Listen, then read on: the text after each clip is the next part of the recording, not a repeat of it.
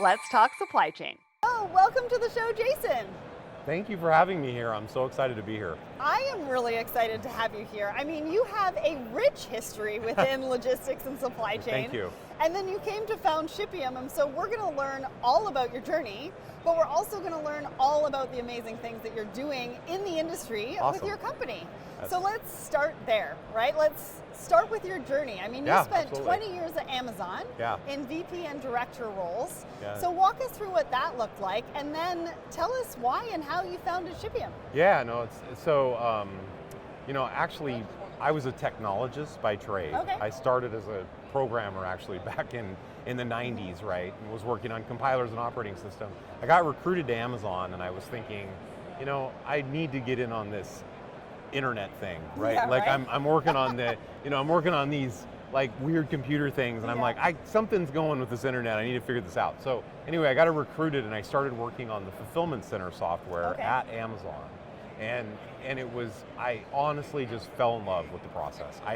This is what happens. Yeah, it's crazy. But the thing is, it was all about, I think, when you're doing programming for programming's sake, it's one thing, but when you're using technology to actually solve these real world problems, that's what I loved. And so, early days, this was before the robots and kind of before everything. It was about picking, packing, sorting, but that allowed me to really kind of develop my thoughts about how do you run an efficient e-commerce process? What does single piece flow mean? What does it mean for constraints? What is optimization? How do you apply technology to those problems? 2008, I went over and helped launch Fulfilled by Amazon. Really? Yeah, so that's a kind of a funny little cool. nugget. I was there a couple years. And honestly, like the funny thing I like to tell people is back in those days, we were really trying to compete with eBay, right? Because eBay was such a dominant force on the marketplace side. The thought was, we have physical infrastructure, let's make ourselves competitive by by using that physical infrastructure to bolster our marketplace. But just 2008. Yeah, I mean, but you also didn't have an iPhone was launched back then, right? Like it's just over your head. But I totally agree. I'm like, that seems like a lot longer ago. It seems like 1,000 years ago. But so that was really cool. That ended up turning into this like conduit for suppliers to get access to Prime, as we all know now, and that's what a lot of the platform is based on. But that was really interesting. But I think ultimately 2010, I took over the supply chain at Amazon, and all of the aspects to make it go. It was kind of less of a thing, in those years, because I don't think even at Amazon we had understood the full scope of what we were trying to do, right? But the main catalyst was Prime was kind of taking off. We saw that people, when they see faster shipping, they're going to buy more stuff, and this became the big growth lever for Amazon, right? And my job, the way I look at it, is how do you make fast shipping actually a sustainable and affordable business?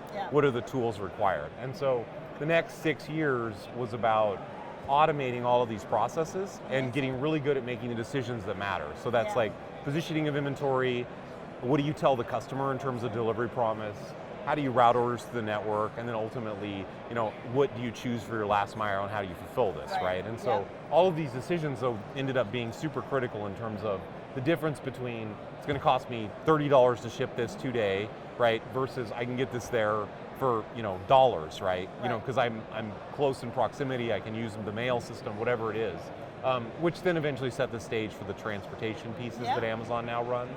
But interesting over those years figuring out what does it take to actually build a fast shipping program. Right.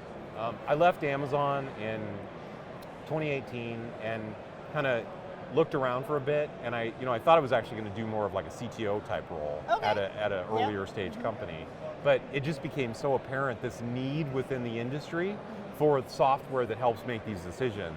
I was like, I gotta make this available to the rest of the market, right? So then it became this journey to how do I build a company that solves this problem for all the retailers that are out there. So I love hearing founder journeys. Right? Yeah, they're great. Because everything leads up to the moment where you've put something on the market that's a solution to the challenges that you've experienced, in most cases yourself. Yes. And knowing that there's a variety of different people that are experiencing that as well and needs this solution just as much as you needed it back in, 2010 or whenever it was that you were going through it. Exactly. So talk to me exactly about what exactly Shipium does. Yeah, so we call ourselves a fulfillment platform for e-commerce, and it's a software-only platform. And what we're doing is, if you think about the supply chain as the e-commerce supply chain especially, but generally applicable, as this series of decisions that you make. If you do a good job on those decisions, you get preferential outcomes in terms of speed and cost, right? And so the thinking is, if I'm really good at, what do I tell the customer about when they're going to get it delivered? How do I route orders through the network and process those, and then which carrier do I pick on the back end? And I do it, using data science, using precision, using kind of the scaled software techniques, then I'm going to get better outcomes that are going to lead to cheaper and faster shipping. I think the reason companies buy us is because they have physical infrastructure, they have assets, they have operations people, et cetera, but what's going to grow their business is a fast shipping program, right? And what we're really selling more than anything is the ability to, all of these building blocks required to implement your own fast shipping program within your company, which is going to be a revenue driver for your company and drive LTV and all those good things that we know now, after so many years of Amazon dominance, are huge for retail, right? But that's what that's why I'm kind of glad that you're here, because you worked at Amazon, right? Yeah. I keep hearing this Amazon effect. Yeah. And you were a big part of that driver. Yeah. And now you're helping other customers get to that stage where they can compete with that kind of service. Right. And that's what people have gotten used to. Exactly. And that's where retailers have to attain. That's right. Right? And so with Shipium, you're really just helping them do exactly what you helped Amazon That's do. right. Yeah. And I think the thing that's really important is expectations have changed, like you're saying. It's not the same world that we were in 20 years ago, 10 years ago even, right? I mean, people, they have options, they're gonna make a decision.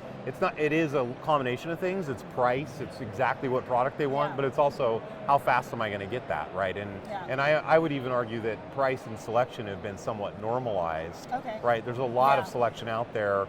Prices are fairly competitive because there's so much data available to make that decision. But then what you end up kind of selecting on is how fast am I going to get it, right? We're all creatures of we want it now, and Amazon is kind of need is a strong word, but no, I think you want it, right? You want to. It's that retail dopamine hit, right? You gotta.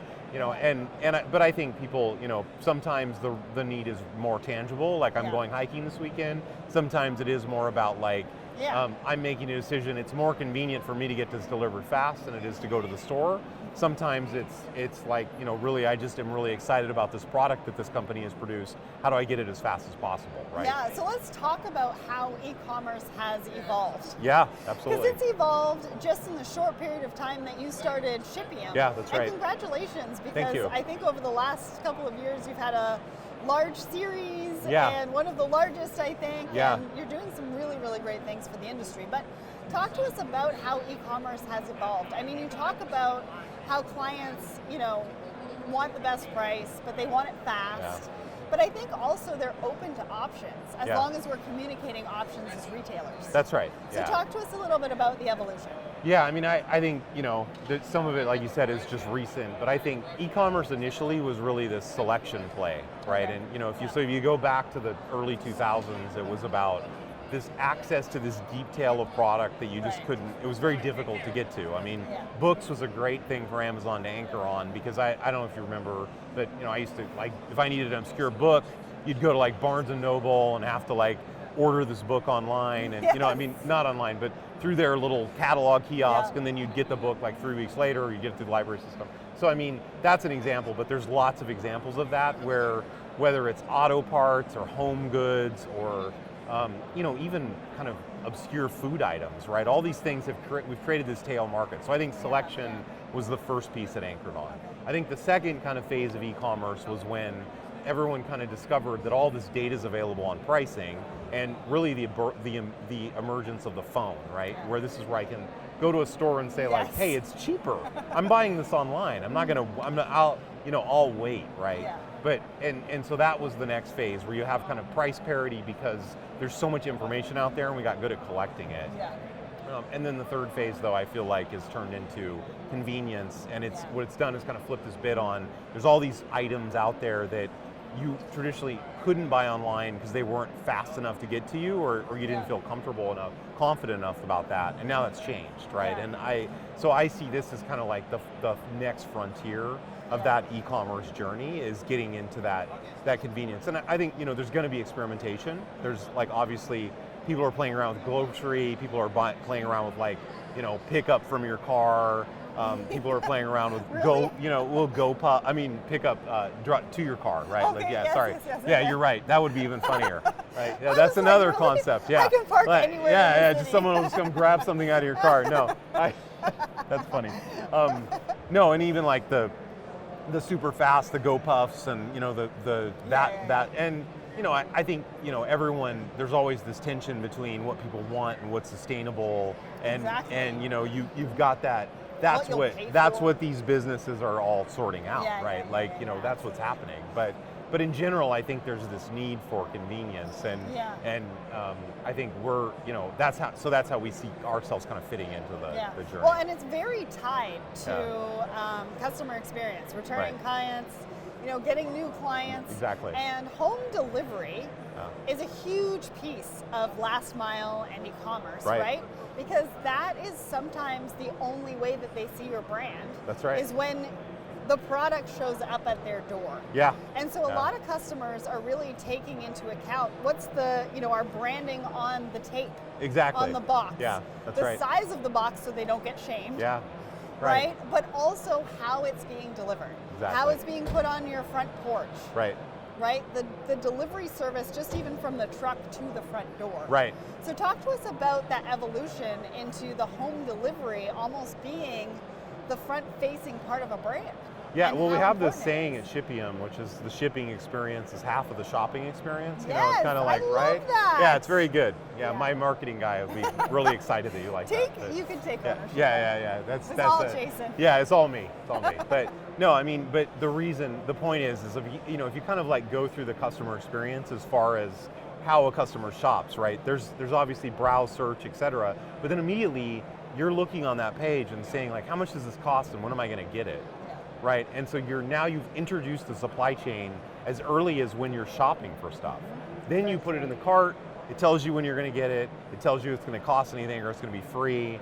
That now you're kind of getting more visibility into how the supply chain is laid out and how it's running. Right. Then, you know, it goes through, gets packaged up, you know, hopefully you do a good job on your box, you make you tighten everything up, but then it's about understanding the product, understanding the kind of properties of the product such that I can give an excellent delivery experience, right? And you know, some carriers perform better than others, but you know, obviously people don't want a random box thrown onto their porch from someone driving by, you know, you know, depending on how expensive it is, it's like there's white glove delivery, and I mean, one of the more interesting things about home delivery world in general is just kind of you see the different types of carriers emerging, right? Some of them are specialized on fast, some of them are specialized on white glove delivery, large items, heavy, bulky, delivering into the house. All that stuff is going to be critical as all this stuff evolves, because you know, obviously if you have a TV, if you're getting a TV delivered, it's a much different experience than a USB drive, right? You want someone to carry it into the house for you, you want them to take away the material, and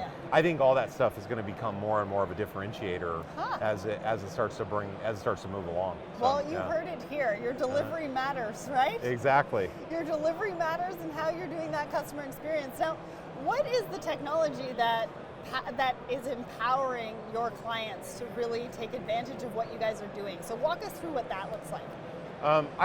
We kind of think of it as, I think everyone's heard data science, machine learning, optimization research. That's very common nowadays, right? But I think, you know, what people don't realize is those technologies apply really well to this world, right? And the reason is because you generally have very clear objectives that you're trying to hit, and you have a lot of data on the back end. And so we think about our big differentiator is that we're using data to make a lot of these decisions that were previously hard-coded rules, right? And that does two things. First, it does a better job, so you get better outcomes. But the second thing is it buys you flexibility, because as the dynamics of the industry, you know, costs change, prices change, et cetera, that stuff is going to self-adjust with the models, as opposed to, a scenario where I built out these rules using a spreadsheet 3 months ago. Right. Well, the whole world changed now. Like now, That's very true. now your spreadsheet's out of date, right? And so, you have to think about this as more of an optimization problem or a data science problem,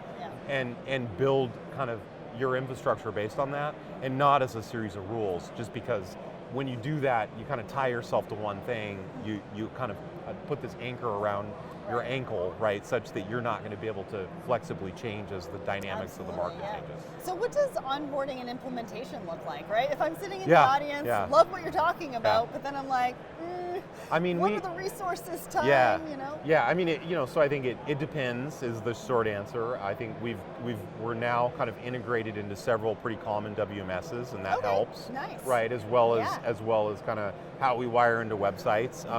For companies that are doing more of their own stuff, we have straightforward APIs. There's the integration is not a huge deal. We're obviously selling to a customer that is, it's a larger customer that wants like a high-end experience. So, we run through tests. We kind of make sure everything's working as it goes along. Yeah. But typically it's very customized to what that customer is trying to do. And also, but I keep emphasizing this, but it's about that program that we're building around giving you the flexibility to change. Once we're installed, it's very easy to do. I want to add this carrier. I want to adjust how I'm thinking about delivery promise. And I want the shipping system to account for that and deal with that as I change the dynamics of what I'm trying to present on the merchandising side. So. Well, and customization is really, really important right now. It is, Like we've seen that everybody's supply chain is a competitive advantage in different ways. Right. Because before supply chain was supply chain, right? Right. Now everybody's supply chain is different. Everybody is thinking about, where do I spend those risk dollars? Right. Where am I going to innovate? Yeah. What technology am I going to bring in to help me be more efficient so that I can keep and retain clients? Exactly. And so we're all thinking about it very differently. Right. And to have a solution that is customized to what exactly we need to deliver to our clients, I think is really essential. So if I'm sitting in the audience and I'm like, yeah, that's exactly what I need, what do I look like as an ideal client for you? So we mostly work with large, medium to large retailers and medium to large 3PLs, right? And I think the reason is typically because we're essentially providing the technology that lets us help you leverage your scale, right? So, and I would say that size customer, they're not going to be able to bring in the development and data science horsepower that we have on our staff. And so part of the appeal is that you're getting super high-end premium software to solve these problems without having a 100-person engineering team, right? And that's so we can share that across everybody in terms of our core product and what we're trying to solve, et cetera. But from somebody who helped Amazon build it for Amazon, I mean, what better could you have, really? So this is my favorite part of the interview because I want you to paint us a picture. So it's a case study, right? Right. What did your customer come to you with as a challenge? Obviously your solution, but how did you customize it for them? And then what was the ROI and benefit from that? So I think you're mostly talking about the common case is they come to us and they say, we are losing business to the likes of Amazon because our shipping is slow, it's unreliable. They actually come to you and say that. I mean, this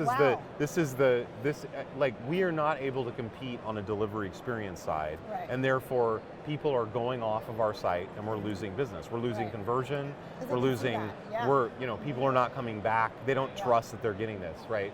So they're looking at implementing an affordable, fast shipping program for their company, right? And sometimes it's segmented based on, like a preferred customer profile. Sometimes it's a little more dynamic based on where their physical assets are versus where they're at.